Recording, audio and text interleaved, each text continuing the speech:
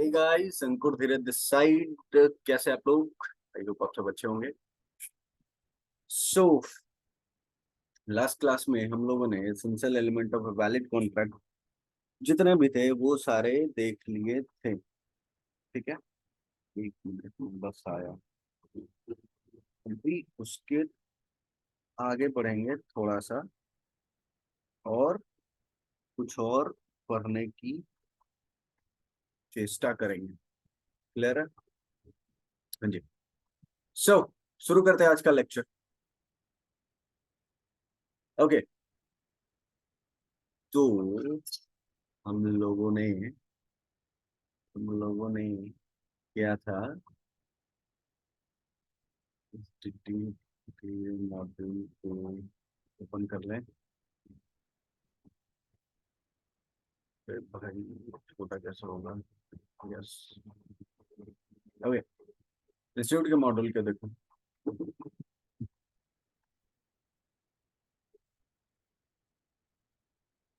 तो हमने क्या कर लिया था? दो पार्टी होनी चाहिए एटलीस्ट। हाँ जी भैया, दो पार्टी होनी चाहिए कॉन्ट्रैक्ट करने के लिए। ठीक। पार्टी का इंटेंशन क्या होना चाहिए? लीगल ऑब्लिगेशन क्रिएट करने का। ठीक है, ये भी देख लिया था। अदर फॉर्मेलिटी भी कंप्लाई करनी चाहिए। हाँ जी सर, कंप्लाई करनी चाहिए। सर्टेनिटी ऑफ मीनिंग होनी चाहिए। पॉसिबिलिटी ऑफ परफॉर्मेंस होना चाहिए। ठीक है, ये वो है। ये जो 5 पॉइंट है, दीज 5 पॉइंट्स डज नॉट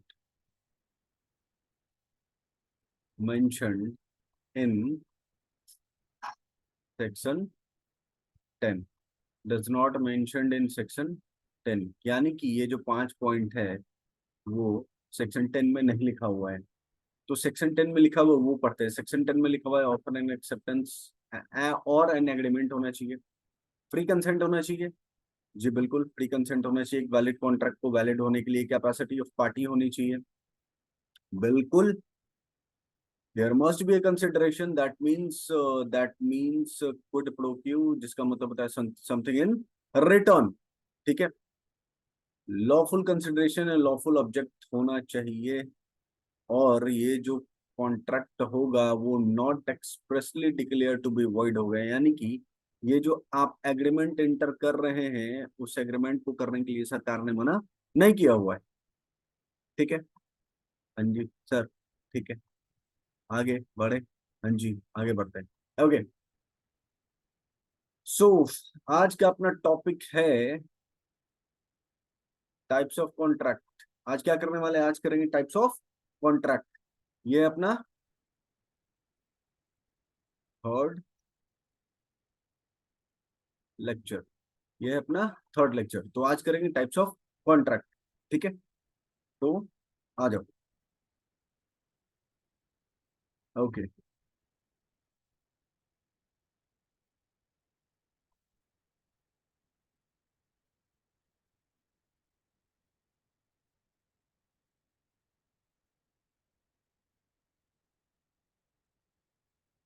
आ जाओ। अब देखो, ये जो अपना टाइप्स ऑफ कॉन्ट्रैक्ट है, ये जो अपना टाइप्स ऑफ कॉन्ट्रैक्ट है, इसको डिवाइड किया गया सबसे पहले क्रिएशन के बेसिस पे, फिर वैलिडिटी के बेसिस पे, फिर नेचर ऑफ ऑब्लिगेशन के बेसिस पे, फिर परफॉर्मेंस एंड देन परफॉर्मेंस के बेसिस पे एक बार। ठीक है, यानी कि मैं यहाँ पे इसको लिख दूं on the basis of on the basis of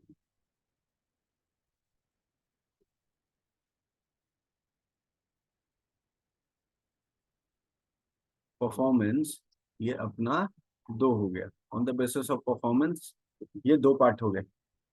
executed, executory, formal, contract of record, contract under seal और सिंपल कॉन्ट्रैक्ट। ठीक है, ओके। तो अब एक एक करके पढ़ना स्टार्ट करते हैं। सबसे पहले on the basis of validity. Validity के बेसिस पे कॉन्ट्रैक्ट को कितने पार्ट में डिवाइड किया गया? तो वैलिडिटी के बेसिस पे कॉन्ट्रैक्ट को डिवाइड किया गया 6 पार्ट में, कितने? 6। 1 2 3 4 5 6, कितने? 6। 6 type. On the basis of validity कितने टाइप के? 6। On the basis of creation कितना? 4। On the basis of nature of obligation कितना? 2। और on the basis of performance में 2, एग्जीक्यूटेड, एग्जीक्यूटरी, और उसके बाद फॉर्मल और सिंपल। ठीक है, ओके। अब बढ़ो आगे। सबसे पहला है वैलिड कॉन्ट्रैक्ट। कौन सा कॉन्ट्रैक्ट? वैलिड। कौन सा? Valid contract. कौन सा contract? Valid contract. Valid contract का डेफिनेशन क्या होना चाहिए? अब एक बात बताओ, ऊपर में हम लोगों ने पढ़ा था कि एक कॉन्ट्रैक्ट को वैलिड होने के लिए उसमें कुछ कुछ चीजों का होना अनिवार्य था। जैसे 2 पार्टी होना चाहिए, इंटेंशन क्या होना चाहिए? इंटेंशन होना चाहिए लीगल ऑब्लिगेशन क्रिएट करने का, लॉफुल कंसिडरेशन होना चाहिए, लॉफुल ऑब्जेक्ट होना चाहिए, कंसिडरेशन होना चाहिए, agreement not expressly declare to be void होना चाहिए। और क्या है? और क्या था इसके साथ साथ में? और था अपने पास पॉसिबिलिटी ऑफ परफॉर्मेंस होना चाहिए, सर्टेनिटी ऑफ मीनिंग होना चाहिए। ठीक है, तो ये सारी चीजें अवेलेबल होनी चाहिए। ये जो है ये अवेलेबल होना चाहिए। Offer acceptance, intention to create legal relationship, lawful consideration, capacity of party, legal formality, not declare to be void, possibility of performance, certainty of meaning, lawful object, lawful consideration. यानी कि ये सारी चीजें एक कॉन्ट्रैक्ट को valid बनाती है। ये सारी चीजें कॉन्ट्रैक्ट को वैलिड बनाती है। तो अगर मैं बोलूं कि वैलिड कॉन्ट्रैक्ट का डेफिनेशन क्या होगा, अगर मैं पूछूं वैलिड कॉन्ट्रैक्ट का डेफिनेशन क्या होगा, तो क्या कहोगे? बोलोगे an agreement which is binding and enforceable is a valid contract. It contains all the essential element of a valid contract. It contains all the essential element of a valid contract. ठीक है, अब जैसे कि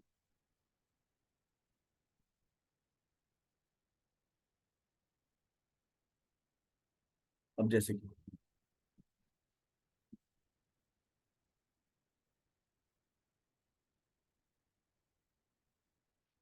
types of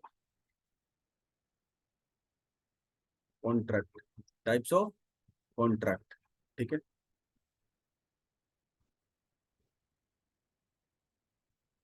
types of contract. इसमें सबसे पहला क्या है? Valid contract. क्या है? Valid contract. वैलिड कॉन्ट्रैक्ट कौन सा कॉन्ट्रैक्ट होता है? जो कि क्या हो? Binding and enforceable. Binding and enforceable. और बाइंडिंग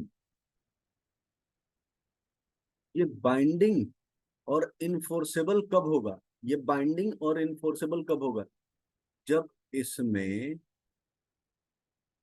जब इसमें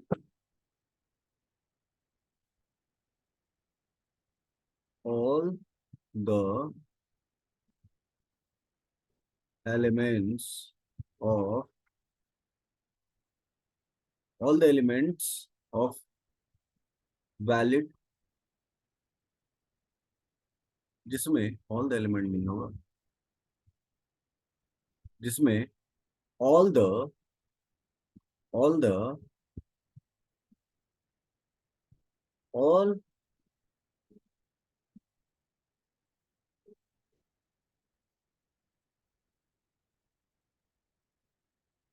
essential elements all the essential elements of a contract must be present। यानी कि एक कॉन्ट्रैक्ट में जो भी एसेंशियल एलिमेंट होने चाहिए, वो सारे एसेंशियल एलिमेंट अगर मौजूद रहेंगे किसी कॉन्ट्रैक्ट में, तो उस कॉन्ट्रैक्ट को क्या बोलेंगे? उस कॉन्ट्रैक्ट को बोलेंगे वैलिड कॉन्ट्रैक्ट। और ये वैलिड कॉन्ट्रैक्ट जो होगा ये बाइंडिंग भी होगा। बाइंडिंग होगा किसके लिए? बाइंडिंग होगा फॉर फॉर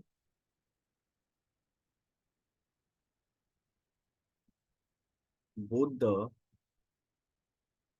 पार्टीज, और इन्फोर्सेबल किसके लिए होगा? इन्फोर्सेबल होगा पार्टीज के लिए ही। और ये इन्फोर्सेबिलिटी का मतलब क्या है? लीगैलिटी। ठीक है। हाँ जी भैया, ठीक है। ओके। अब दूसरा दूसरा void contract section 2J। Void contract क्या होगा? वैसा कॉन्ट्रैक्ट जो क्या है, सीजेस टू बी इन्फोर्सेबल। जो क्या है? Ceases to be enforceable. ऐसे समझो, ये वो कॉन्ट्रैक्ट है जो एट द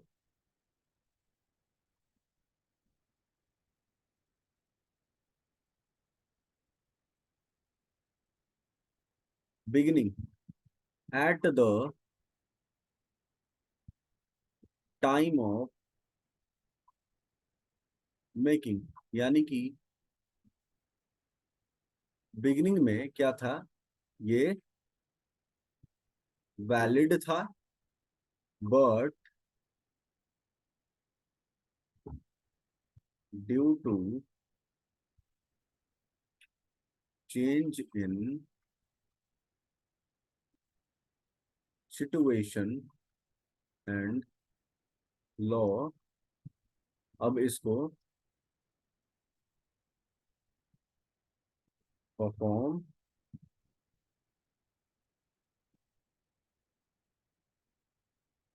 नहीं कर सकते। ठीक है। यानी कि वर्ड कॉन्ट्रैक्ट वो कॉन्ट्रैक्ट हो गया जो कि स्टार्ट में तो इनफोर्सेबल था, स्टार्ट में इनफोर्सेबल था, लेकिन at the time of making ये इनफोर्सेबल था, but due to change in situation और लॉ ये सीजेस टू बी इनफोर्सेबल, यानी कि अब इसका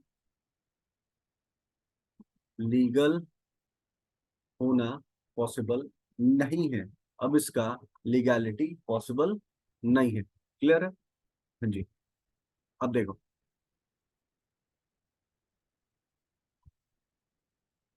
देखो, a contract a contract which is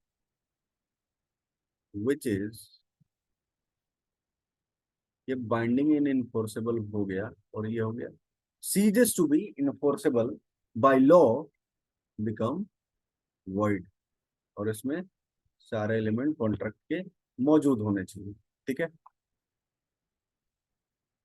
और वर्ड कॉन्ट्रैक्ट वो कॉन्ट्रैक्ट होता है which cannot be enforced by court of law।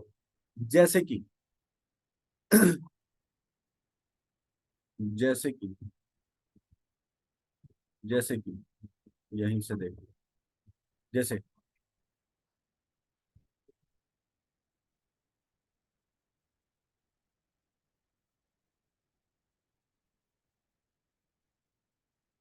जैसे ये जो है, मिस्टर एक्स ने एक बुक लिखा, और वो क्या किया, पब्लिशर के लिए। आफ्टर फ्यू डेज एक्स जो है वो मर गया किसी एक्सीडेंट में।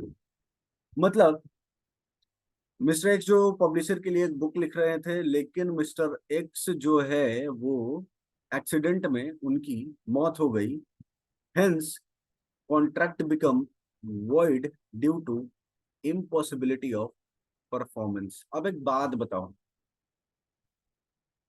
बताओ, ये देखो, मिस्टर एक्स मिस्टर एक्स जो है, ये है एक्स, ये पब्लिशर के लिए क्या लिख रहे थे, ये पब्लिशर के लिए क्या लिख रहे थे, बुक, किताबें बहुत सी पढ़ी होगी तुमने। ठीक है, मिस्टर एक्स जो है वो क्या लिख रहे थे, बुक।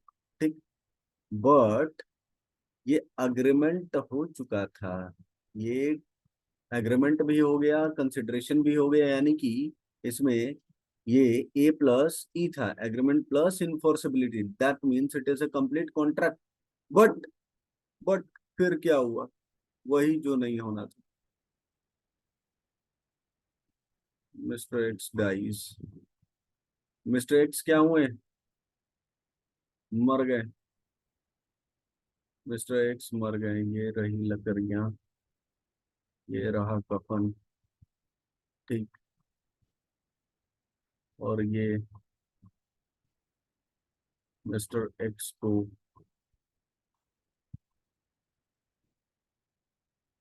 और ये मिस्टर एक्स को लगाई जा रही आग।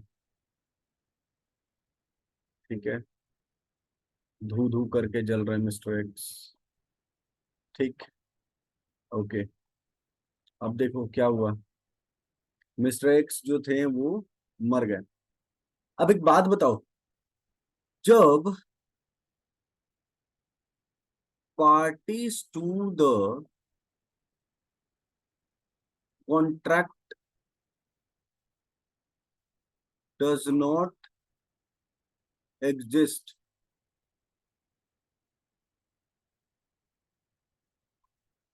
in that case, in that case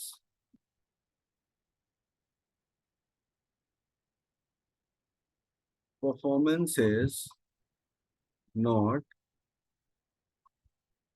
possible, in that case performance is not possible, hence it becomes void।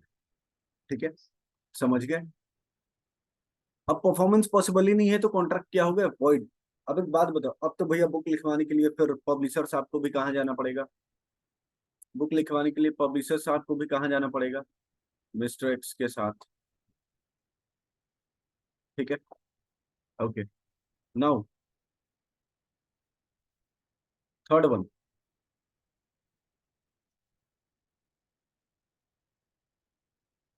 voidable contract, section 2 आई। ठीक है, सेक्शन 2 आई। अब देखो वॉइडेबल क्या होता है, वॉइडेबल कॉन्ट्रैक्ट क्या होता है, जैसे एग्जांपल से समझते हैं।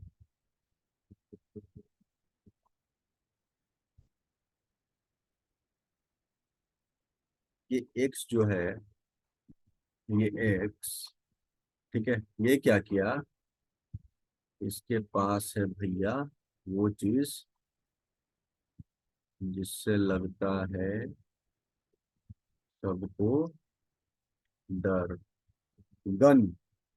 ठीक है, एक्स ने क्या बोला, ए ने क्या बोला बी को, कि सुन बी, तुम अपनी, तुम अपनी साइकिल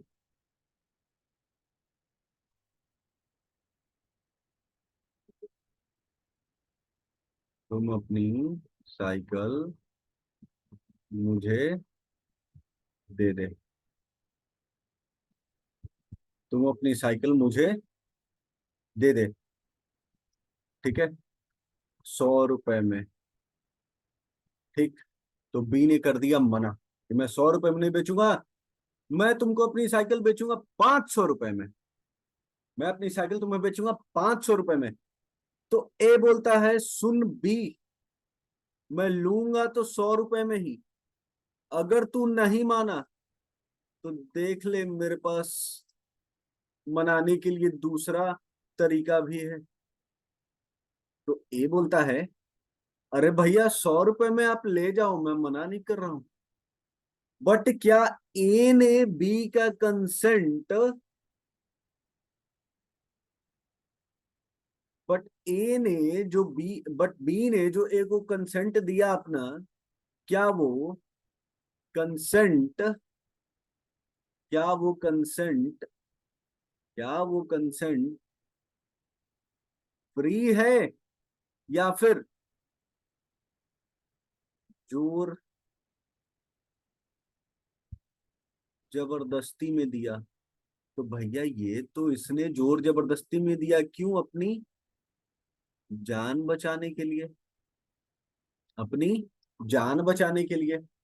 तो क्या बी का कंसेंट फ्री है? क्या बी का कंसेंट फ्री है? नो, बी का कंसेंट तो फ्री ही नहीं है।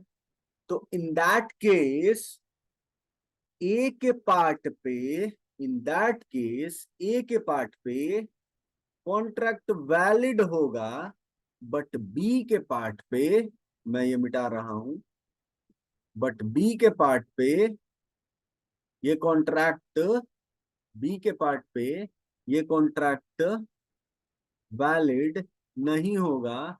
क्यों? क्योंकि बी से ये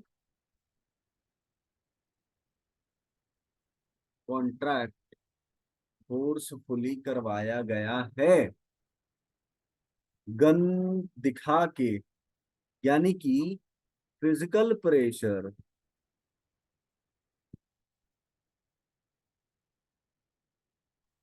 बना के कॉन्ट्रैक्ट में एंटर कराया गया है। इस फिजिकल प्रेशर बनाने की जो प्रक्रिया है उसको कॉन्ट्रैक्ट एक्ट में बोलते हैं कोअर्जन। अगर यही मेंटल प्रेशर बनाए उसको बोलेंगे अनड्यू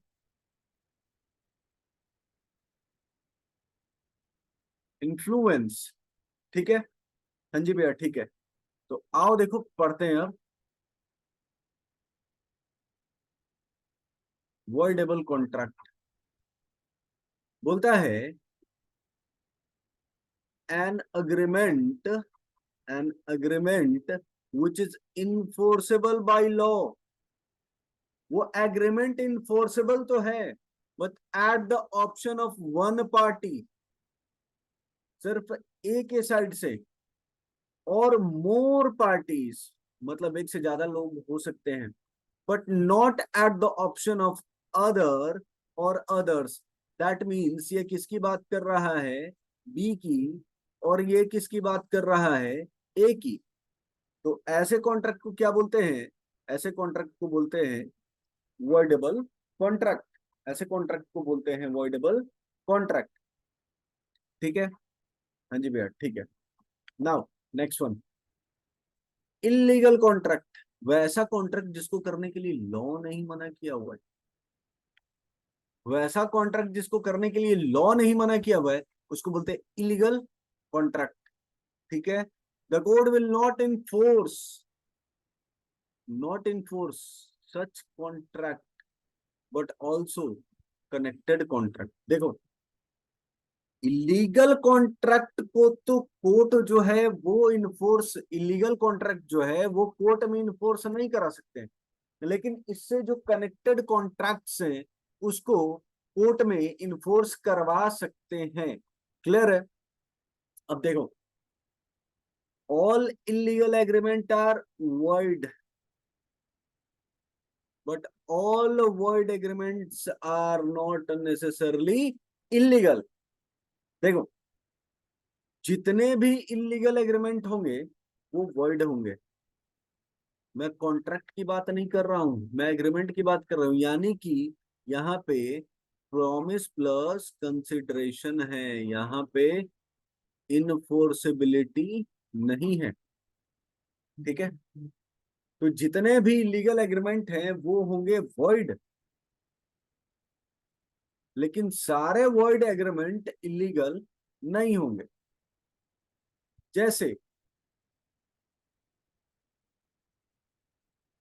जैसे क्या बोला, all illegal agreements are void, but all void agreements are not legal. That means, देखो,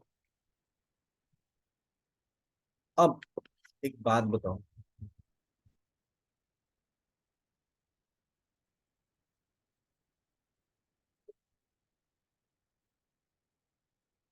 ए बी, ए ने बी को ड्रग्स दिए, बी ने इसके बदले पैसे दिए।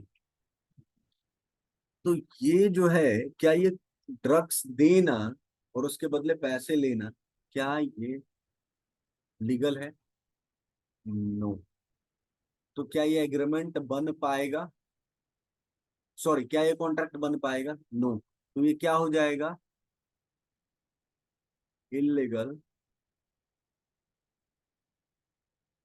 अग्रीमेंट। ठीक है।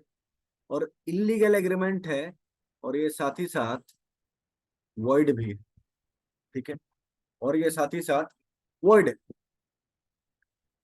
बट ऊपर वाले केस में मिस्टर एक्स बुक नहीं लिख पाए और मिस्टर एक्स चल बसे, तो क्या कॉन्ट्रैक्ट का परफॉर्मेंस बाकी रह गया और ये कॉन्ट्रैक्ट क्या हो गया? वॉइड। बट क्या बुक पब्लिश करना इंडिया में लीगल है या इलीगल है? तो भैया लीगल है। तो ये क्या कहलाया? World agreement.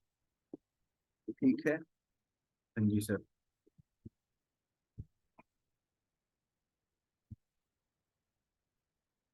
अब देखो, contract that is immoral or opposed to public policy are illegal in nature. Similarly, if R agree with S to purchase a brown sugar, it is illegal agreement.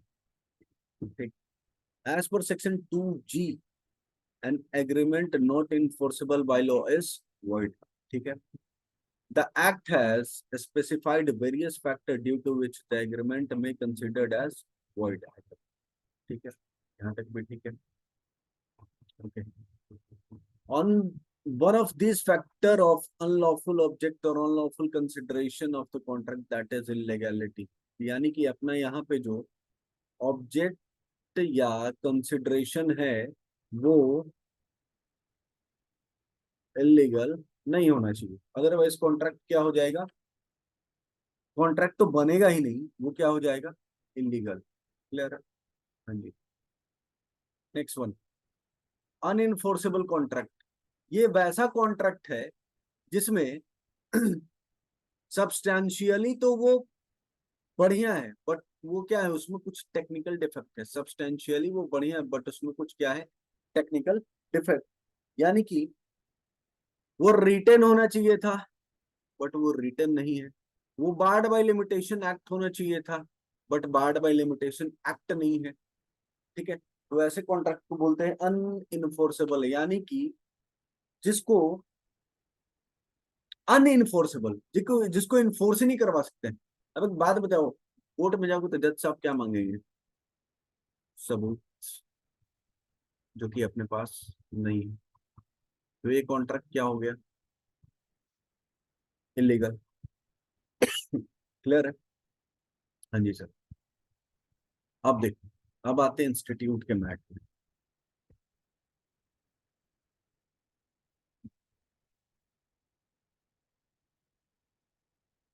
बस go through कर लेते हैं। अरे बाबू, তুমি কোথা যাচ্ছিস? On the basis of validity. सबसे पहला वैलिड कॉन्ट्रैक्ट। वैलिड कॉन्ट्रैक्ट क्या हुआ? An agreement is binding and enforceable is a valid contract. ठीक है, जैसे ए ने बी को बोला कि अगर वो उसकी बाइक खरीदेगा तो वो उसको 50,000 रुपए दे देगा। बी एग्री हो गया बाइक खरीदने के लिए।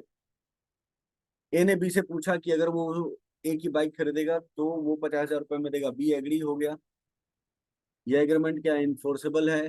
ये वैलिड है। वर्ड क्या हुआ? Contract is ceases to be enforceable by law, it become void। ठीक है। नाउ वर्डेबल कॉन्ट्रैक्ट क्या हुआ? जोर जबरदस्ती करके कॉन्ट्रैक्ट में इंटर करवाया, जहां पे पार्टी का कंसेंट जो है वो क्या नहीं था, फ्री नहीं था। जहां पे पार्टी का कंसेंट क्या नहीं था, फ्री नहीं था, वैसा कॉन्ट्रैक्ट क्या कहलाएगा? वर्डेबल कॉन्ट्रैक्ट कहलाएगा। Okay, next one, next one. अब देखो, हाँ जी, इसलिए मैंने बोला था चलो आ जाओ इंस्टीट्यूट के मैट में देख लेते हैं क्या क्या है, कुछ अलग है क्या। तो हाँ जी, अलग क्या मिला? Difference between void contract and voidable contract. सबसे पहला मीनिंग लिख देना। वर्ड कॉन्ट्रैक्ट क्या होता है? ये contract which is ceases to be enforceable by law become void when it ceases to be enforceable. ठीक है। वैसे कॉन्ट्रैक्ट को क्या बोलेंगे? वर्ड कॉन्ट्रैक्ट बोलेंगे। यानी कि वैसा कॉन्ट्रैक्ट जिसको कोर्ट में इन्फोर्स ही नहीं करवा सकते। ठीक। वर्डेबल कॉन्ट्रैक्ट क्या होगा? वैसा एग्रीमेंट जो कि इन्फोर्सेबल बाय लॉ है। यहाँ पे देखो, यहाँ पे वर्ड में कॉन्ट्रैक्ट वर्ड था, बट यहाँ पे कॉन्ट्रैक्ट वर्ड नहीं, यहाँ एग्रीमेंट वर्ड है। वैसा एग्रीमेंट जो कि इन्फोर्सेबल बाय लॉ है, सिर्फ एक पार्टी के साइड से, दूसरे पार्टी की साइड से नहीं। वैसे को बोलते हैं क्या? Voidable contract. Enforceability. Void contract जो है वो इन्फोर्सेबल नहीं है। वर्डेबल कॉन्ट्रैक्ट जो है वो अग्रीव्ड पार्टी के लिए सिर्फ क्या है? इन्फोर्सेबल है। सिर्फ अग्रीव्ड पार्टी के लिए, जिसने फोर्स किया उसके लिए नहीं। काउस क्या है? वर्ड में काउस क्या होता है? Contract become word, contract become word, और इसमें क्या हो जाएगा? वर्डेबल हो जाएगा।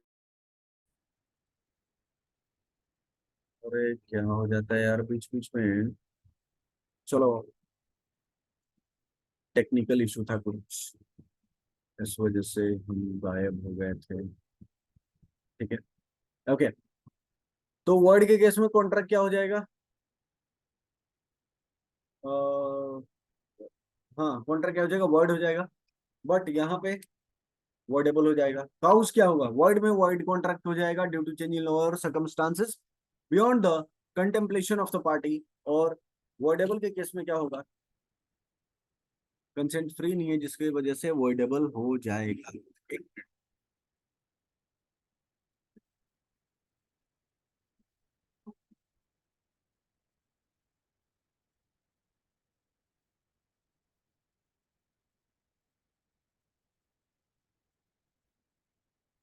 ओके, आगे बढ़ते हैं। और क्या है? क्या वर्ड में परफॉर्मेंस पॉसिबल है? वर्ड में परफॉर्मेंस पॉसिबल नहीं है। ठीक है। क्या वर्डेबल में परफॉर्मेंस पॉसिबल है?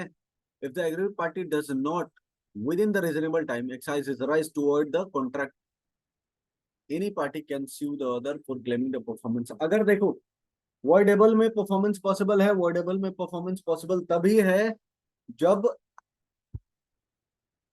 तक एग्रीव्ड पार्टी कोई एक्शन ना ले ले। अगर एग्रीव्ड पार्टी ने एक्शन नहीं लिया रीजनेबल टाइम के अंदर, तो एग्रीव्ड पार्टी को परफॉर्मेंस देना होगा। राइट क्या है? राइट ये है कि कोई भी लीगल रेमेडी ग्रांट नहीं होगी। लेकिन वर्डेबल में पार्टी का एक तो कंसेंट लिया गया, फ्री नहीं है, तो उसके पास राइट है कॉन्ट्रैक्ट को रिसाइंड करने का। यानी कि कॉन्ट्रैक्ट को ये कैंसिल कर सकते हैं। ठीक।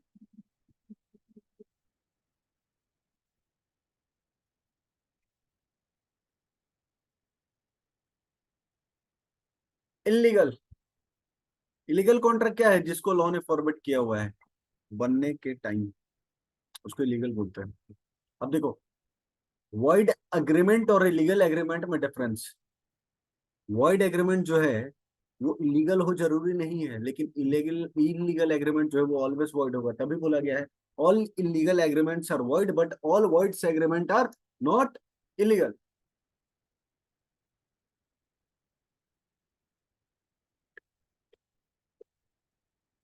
ठीक है। ओके। नेचर क्या है? फॉरबिडन नहीं है, लेकिन वर्ड एग्रीमेंट फॉरबिडन नहीं होता under in law, under law. Illegal agreement forbidden होता है अंडर लॉ। पनिशमेंट क्या है?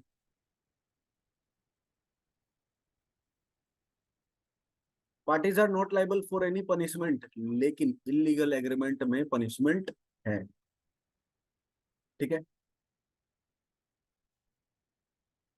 It is not necessarily. Collateral agreement का क्या होगा? अगर वॉइड एग्रीमेंट में कोई कोलेटरल एग्रीमेंट है तो वो जरूरी नहीं कि वो वॉइड ही हो, वो वैलिड भी हो सकता है। बट इलीगल एग्रीमेंट में जो भी कोलेटरल एग्रीमेंट है वो ऑलवेज ऑलवेज वॉइड होगा, ऑलवेज वॉइड होगा। फिर हम लोगों ने पढ़ा अनइनफोर्सेबल कॉन्ट्रैक्ट, जिसको इन्फोर्स नहीं करवा सकते, वैसा जिसमें टेक्निकल डिफेक्ट है, वैसा कॉन्ट्रैक्ट जिसमें टेक्निकल डिफेक्ट है, वैसे कॉन्ट्रैक्ट को बोलते हैं वॉइड अनइनफोर्सेबल कॉन्ट्रैक्ट। अब देखो, ये अपना आखिरी पार्ट होगा इसका। On the basis of formation, सबसे पहला कौन सा है? Express contract. On the basis of formation सबसे पहला कौन सा है? Express. What is the meaning of express? Express का मतलब होता है या तो रिटन, नहीं तो ओरल। यानी कि ऐसा एग्रीमेंट जो या तो एक्सप्रेसली बाय वर्ड्स बना है या बाय राइटिंग बना है, या तो एक्सप्रेसली बाय वर्ड बना है या फिर बाय इन राइटिंग बना है, वैसे कॉन्ट्रैक्ट को बोलते हैं एक्सप्रेस कॉन्ट्रैक्ट।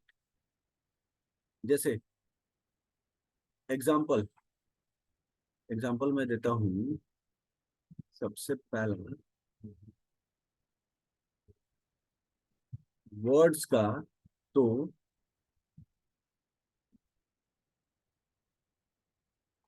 शॉपकीपर, क्या शॉपकीपर के साथ लिख के अगर तुम 1 केजी चीनी लेने जाते हो तो क्या उसको उसके साथ प्रॉपर 100 रुपए के स्टैम्प पेपर पे एग्रीमेंट करते हो? नो। एक्सप्रेस का हुआ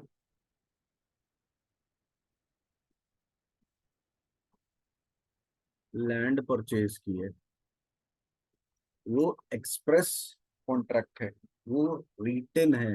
ठीक है। हाँ जी। नाउ इम्प्लाइड, इम्प्लाइड क्या होता है?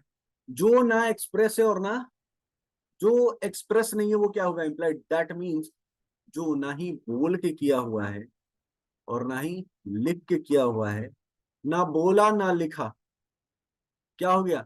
Bye implication. That means implication का मतलब हुआ बाय एक्शन और कंडक्ट ऑफ द पार्टी और course of dealing between them. ठीक है। Course of dealing between them. जैसे एग्जाम्पल देखो, एग्जाम्पल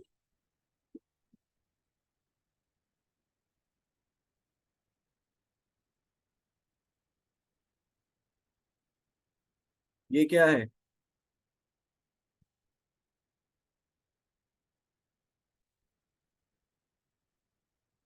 ये क्या है? ये है ट्रेन, ये है ट्रेन। तुम ट्रेन से निकले, तुम्हारे पास सामान था, तुम ट्रेन से निकले, स्टेशन पे उतरे, आपके पास सामान था, एक इंसान आया, आप इधर उधर किसी को ढूंढ रहे थे, एक इंसान आया और आपका जो सामान है उसने अपने हाथों में उठा लिया, आपका जो सामान है उसने अपने हाथों में उठा लिया। दैट मीन्स ये कौन है? ये है,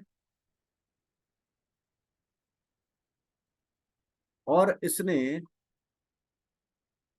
यूनिफॉर्म भी पहना था और इसके पास बैच भी था।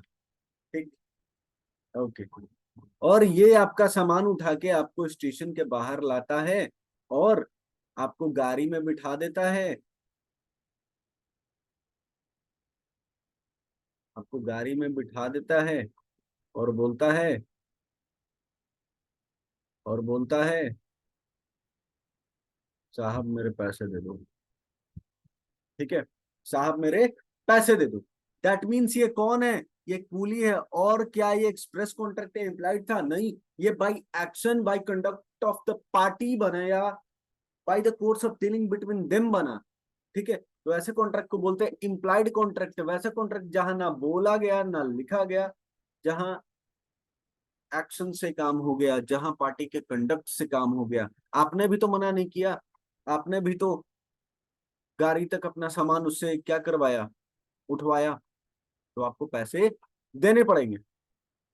ठीक है, नेक्स्ट, टैसिट कॉन्ट्रैक्ट। टैसिट का मतलब होता है साइलेंट। टैसिट का मतलब होता है साइलेंट। अब देखो, टैसिट कॉन्ट्रैक्ट क्या हो गया? ये भी बिना लिखे और बिना बोले होता है, ये भी बिना लिखे और बिना बोले होता है, ये भी बिना लिखे और बिना बिना बोले होता है। बट ये बनता है bye tacit are those that are in, that are through inferred through the conduct of the party। इसका बेस्ट एग्जांपल है एटीएम, या फिर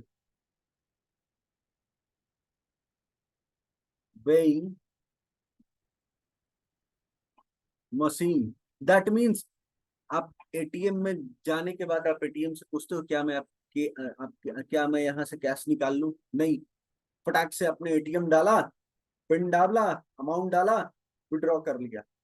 वेट वेइंग मशीन में क्या करते हो, 2 रुपए का कॉइन डाला, अपना वेट मेजर कर लिया। ठीक है, तो ये कॉन्ट्रैक्ट कौन सा हुआ? ये कॉन्ट्रैक्ट हुआ टैसिट कॉन्ट्रैक्ट। ठीक है, next one, next one,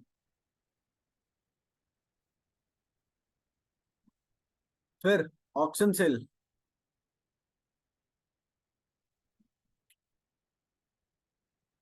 auction cell ये भी क्या है? टैसिट का एग्जांपल है। क्वाजी कॉन्ट्रैक्ट क्या होता है?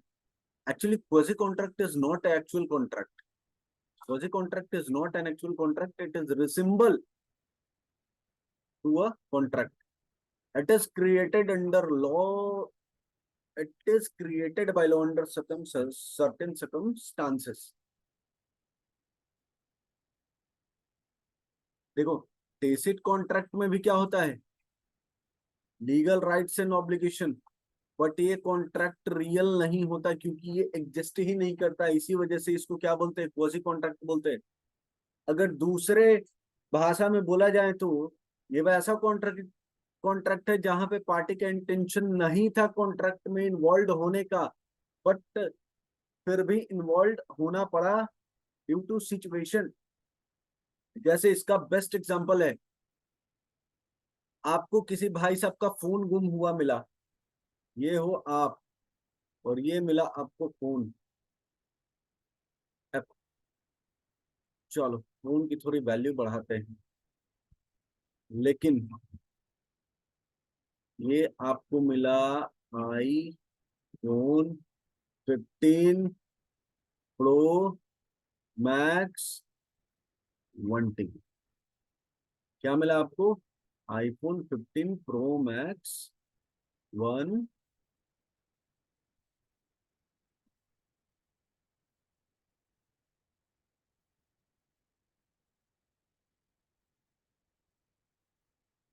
1 TB। ठीक है, अब क्या हुआ? आपने इस फोन के ओनर को क्या किया? फाइंड, और उसको फोन दे दिया, और उसको फोन रिटर्न कर दिया। क्या आपका इंटेंशन था कि फोन मिला तो मैं उसके ढूंढ के वापस करूं? हाँ। बट क्या आपको ओनर ने बोला था कि भैया फोन मिलेगा तो हमको ढूंढ के वापस कर देना? नहीं। दैट मीन्स ये क्या हुआ? ये आपने अपनी मर्जी से किया। ठीक है, तो इन दैट केस ऐसे कॉन्ट्रैक्ट को बोलते हैं क्वाजी कॉन्ट्रैक्ट, जहां पे कॉन्ट्रैक्ट एग्जिस्ट तो नहीं करता, बट वो कॉन्ट्रैक्ट के जैसा होता है। क्लियर है? हाँ जी सर, क्लियर है। नेक्स्ट वन, ई कॉन्ट्रैक्ट। कौन सा कॉन्ट्रैक्ट? नेक्स्ट वन, ई कॉन्ट्रैक्ट। ई कॉन्ट्रैक्ट क्या होता है? जहां पे दो या दो से ज्यादा पार्टी इलेक्ट्रॉनिक मींस यूज करके, सच एज ईमेल, कॉन्ट्रैक्ट करते, उसको बोलते ई कॉमर्स कॉन्ट्रैक्ट, उसको बोलते ई कॉमर्स कॉन्ट्रैक्ट। ठीक है? जहां से दो पार्टी इलेक्ट्रॉनिक मींस, जहां पे दो party electronic means like email, ठीक है, ईमेल यूज करके कॉन्ट्रैक्ट करते हैं, ऐसे कॉन्ट्रैक्ट को बोलते हैं e contract. These are known as these are known as these are known as EDI, electronic data interchange. These are known as EDI, electronic data interchange contract, और cyber contract, और mouse click contract. इसका example सिर्फ email नहीं है, इसका example आप जो फ्लिपकार्ट पे शॉपिंग करते हो, बीबीडी, बिग बिलियन डे आने वाला है, या अमेजोन, या जो भी ऑनलाइन साइट है जहां से आप शॉपिंग करते हो, वो भी क्या है? ई कॉमर्स का एग्जाम्पल। ठीक है? तो आज हम लोगों ने जो पढ़ा वो क्या था? Types of contract on the basis of validity और on the basis of formation. ये तो हम लोगों ने पढ़ लिया। अब नेक्स्ट क्लास में इसके आगे हम लोग कंटिन्यू करेंगे। तब तक के लिए टाटा बाय बाय। यहाँ पे क्लास को करेंगे टॉप, यहाँ से होगा नेक्स्ट क्लास में कंटिन्यू। ठीक है? तब तक के लिए टाटा bye bye, see you in the next class. Channel अभी तक आपने सब्सक्राइब नहीं है तो चैनल को सब्सक्राइब कर लो, बेल आइकन हिट कर लो, क्योंकि बहुत ही जल्द मैं सीएस के CSET में लीगल एप्टीट्यूड की क्लास स्टार्ट करने वाला हूँ, और CMA फाउंडेशन की भी क्लासेस ऑलमोस्ट स्टार्ट होने वाली है। ठीक है?